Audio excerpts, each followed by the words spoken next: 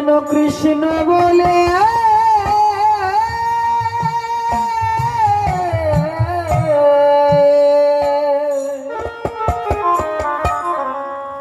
কাঁদিতে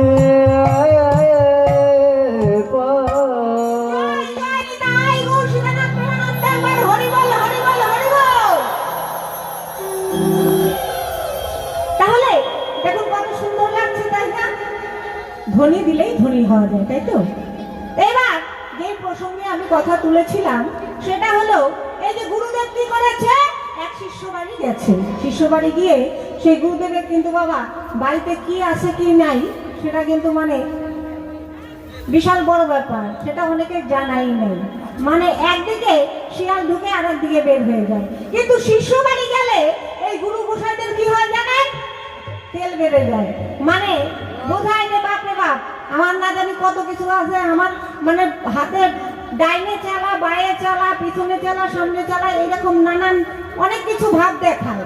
তো সেই গুরুদেব কি করেছে, শিষ্য বাড়ি গিয়ে সে তেল মর্দন করছে। এবার তেল মর্দন করছে আর ধূপ ধূপ করে চেঁচিয়ে উঠেছে বাবা। তখন ওই শিষ্যের যে বউ ছিল, শিষ্য কিন্তু বাড়িতে ছিল না, শিষ্যের বউ ছিল, সে রান্না বান্না করছিল। এবার রান্না বান্না করতে করতে শিষ্যের বউ চমকে উঠেছে, কি ব্যাপার, আমাদের গোসাইয়ের কোনো কি ত্রুটি হলো নাকি আমার সেবা যত্নে, যেহেতু আমার স্বামী ঘরে নেই, তো কোনো যদি ত্রুটি হয়ে থাকে। এবার দৌড়ে গেছে গোসাইয়ের কাছে, বলছে বাবা আমার কি কোনো অপরাধ হলো, কিছু কি কম করেছে বা আপনার সেবা যত্নে কোনো ভুল হয়েছে, তাহলে আমাকে বলতে পারেন, বলুন। বলে না না না, তোর কোনো অপরাধ নেই, তোর কোনো ভুল নেই। বলে তাহলে আপনি চেঁচিয়ে উঠলেন ধুত ধুত করে। বলে আরে বাবা তুই বুঝবি না। বলছে না না, আমাকে বুঝিয়ে বলতেই হবে, আপনি বলুন কি অসুবিধা হচ্ছে, আমি সেটা ওই অসুবিধাটাকে সুবিধা করার চেষ্টা করব। কারণ আপনার ছেলে যদি আসে তাহলে কিন্তু আমার অবস্থা খারাপ হয়ে যাবে। বলছে না তুই বুঝবি না, ওই বৃন্দাবনে তুলসীর পাতা ছাগলে খাচ্ছিল, সেটা আমি এখান থেকে তাড়িয়ে দিলাম। এইবার শিষ্যের বউ মনে করছে, ওরে বাপ রে বাপ, এই গুরুদেব তো জাতা গুরুদেব না, ওই শিষ্যের বউ বাবা আমার মতনই আর কি, খুব শয়তান, বুঝলেন তো। আমি তো ভালো নই, কেন বলেন তো? আমি যদি ভালো হতাম আমি কি এই কথাগুলো বলতাম? আমি তো তাহলে সবসময় কৃষ্ণ নামই করতাম, আমার মুখে কোনো সময় কথা বের হতো না। তাই যাই হোক, আমার মতনই ওই শিষ্যের বউয়ের অবস্থা। সে মনে মনে ভাবছে এই গুরুদেবকে তো যাচাই করা চাই। তখন বলছে যে গুরুদেব ঠিক আছে, আপনি যখন বৃন্দাবনে তুলসীর পাতা ছাগলে খাচ্ছে সেটা এখান থেকে দেখতে পাচ্ছেন, ঠিক আছে দাঁড়িয়ে দেন, ভালো কথা। তারপর এই কথা বলে শিষ্যের বউ সে আবার নিজের কাজে নিজে ব্যস্ত হয়ে গেছে। কিছুক্ষণ পর সেবার সব জোগাড় হয়ে গেছে। এবার গুরুদেবকে ডাকছে যে বাবা আসুন, সেবার জোগাড় হয়ে গেছে, আপনি সেবা নিন।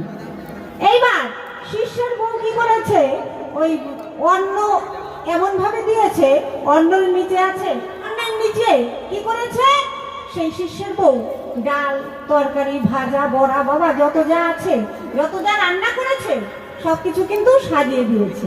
এবার তাতে সাজানোর পর গুরুদেবকে ডেকে বসিয়েছে, আসন পেতে দিয়েছে। বসানোর পর গুরুদেব এবার মনে মনে চিন্তা করছে, আমার শিষ্যের বউ সে কি করেছে, আমাকে অন্ন সাজিয়ে দিয়েছে, কিন্তু অন্নর সাথে যে ব্যঞ্জনগুলো তো আমাকে দেয়নি, ডাল তরকারি ভাজা বড়া যা আছে সেগুলো তো দেয়নি, তাহলে সেগুলো দিবে কখন? মনে মনে গুরু গোসাই চিন্তা করছি, কিন্তু এটা তো মুখ ফেটে বলা যায় না বাবা। কেন বলা যায় না? সে তো একজন বড় নামি দামি গুরু গোসাই, তাই না? তার জন্য বলতে পারছে না। এইবার গুরু গোসাই কিন্তু রাগ খুব বাবা। কেন জানেন না? আমি একজন গুরুদেবের কাছে জিজ্ঞাসা করেছিলাম যে গুরু গোসাইয়ের রাগ কেন হয়। তখন সেই গুরুদেব বলেছিল যে ইহ জগতে আমরা সংসারী জীব, কি করি আমরা সংসারে থেকে আমরা সংসার করি এবং তারপর এই ছেলে মেয়ে ভাই বন্ধু আত্মীয় স্বজন সকলের ভালোবাসা পাই, কিন্তু গুরু গোসাইরা ত্যাগী, তার জন্য তাদের রাগ বেশি। তাই কি বলছে জানেন? বলছে যে অনেকক্ষণ পর সে কিন্তু রেগেই গেছে, গুরুদেব আমার রেগে গেছে। বলছে কি ব্যাপার, আমার সাথে কি রহস্য করা হচ্ছে নাকি? আমার এই অন্নের মধ্যে তরকারি কোথায় আছে, ব্যঞ্জন কোথায় আছে সেটা করি। তখন বলছে শিষ্য বউ যে বাবা বৃন্দাবনে তুলসীর পাতা ছাগলে খাচ্ছে সেটা আপনি দেখতে পাচ্ছেন, আর এই অন্নের তলে যে সবজি লুকানো আছে সেটা আপনি দেখতে পাচ্ছেন না। আপনার কেমন গুরু? আপনার গুরু না গরু? তাহলে আমার এই গোসাইয়ের কাছে জিজ্ঞাসা যে তুমি কেমন গুরু, তুমি সেটা একটু পরীক্ষা দিয়ে যাবে এই আসরে। তাই যে আত্মতত্ত্ব, আধ্যাত্মিক আলোচনা, দেহতত্ত্ব। কিন্তু এখন আমি যে আলোচনাটা করতে চলেছি সেই আলোচনা হলো আমার এই দেহের মধ্যে এমন গয়া, কাশী, মথুরা আছে কি? যদি থেকে থাকে তাহলে কিন্তু আমি ওনার কাছে জিজ্ঞাসা রাখছি, আমার গানে গানে বলে শোনাচ্ছি, আপনারা এর পরবর্তী উত্তর খুব ভালোভাবে শুনে নেবেন। আর আমার দেহের মধ্যে আজকে আমার এই গোসাইকে দিয়ে আমি রাধা গোবিন্দের মিলনটা কিন্তু অবশ্যই ঘটাবো। তাই আপনারা কেউ যাবেন না, ধৈর্য ধরে বসুন। তো শুনুন আমি গানে গানে কি বলে শোনাচ্ছি।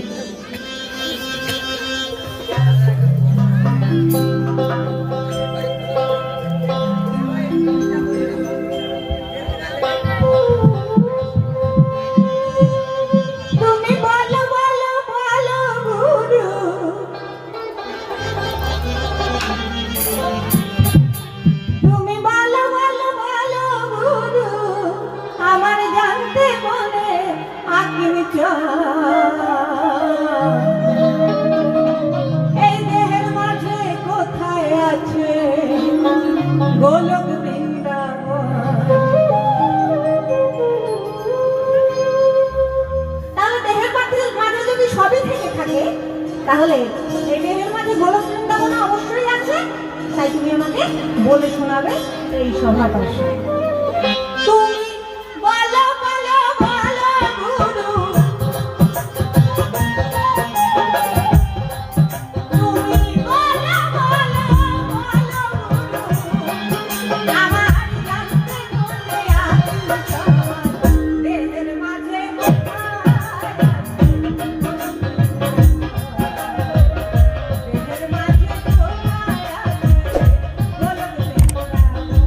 দেহের মাঝে কোথায় আছে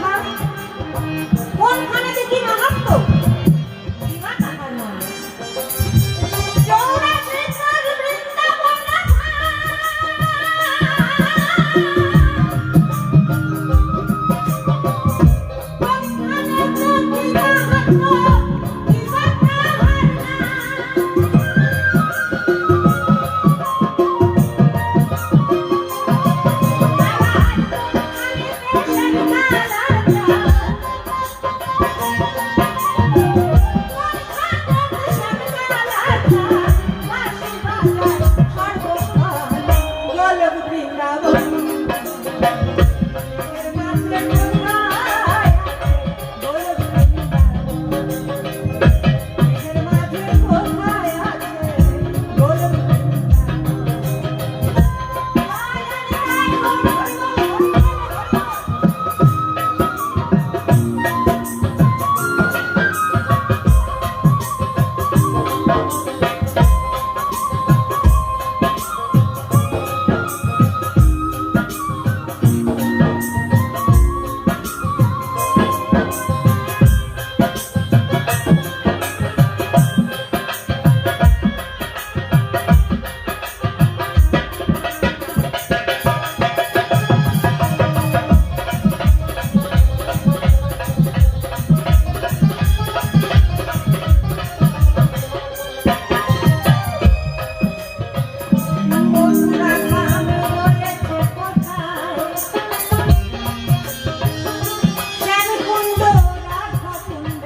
দাও গো পরিচয়, তুমি দাও গো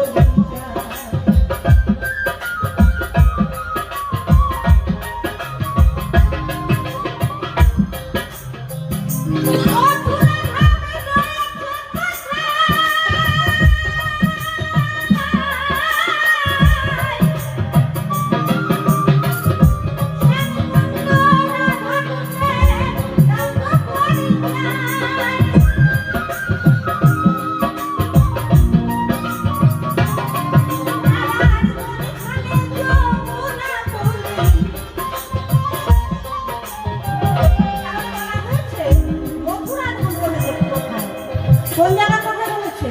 আমার এই দেহ ধামের কথা বলা হয়েছে। যে মথুরা ধাম কি আছে? যদি থেকে থাকে তুমি ভালোভাবে বিশ্লেষণ করে শোনাবে। আমার এই দেহের মধ্যে মথুরা ধাম কোথায় আছে? শ্যামকুণ্ড কোথায় আছে? রাধাকুণ্ড বা কোথায় আছে? আর কি বলেছে? কোনখানে যমুনা পুরী? তুমি দিয়ে যাও তার বিবরণ। তাহলে চিন্তা করুন তো মা, যে আমার এই দেহের মধ্যে যমুনা নদী বয়ে চলেছে, সেটা তো আমাদের জানতে হবে কিভাবে, কেমন ভাবে বয়ে চলেছে। তাই কি বলছে?